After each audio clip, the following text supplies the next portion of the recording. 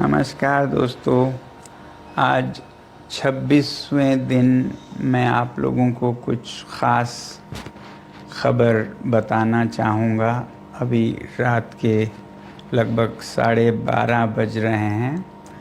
अभी थोड़ी देर पहले केंद्रीय मंत्री जेपी नड्डा साहब और जितेंद्र सिंह साहब यहाँ आए थे और लद्दाख के एपेक्स बॉडी के शीर्ष नेतागण भी यहाँ आए थे।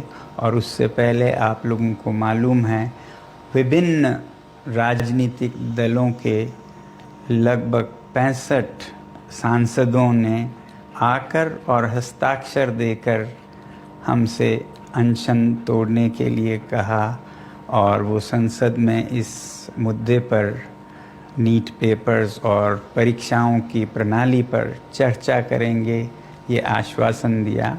और जो सरकार से इस तरफ से मंत्रीगण आए थे उन्होंने भी ये आश्वासन दिया, जिसका कि 2 दिन से हम बहुत ही कड़ा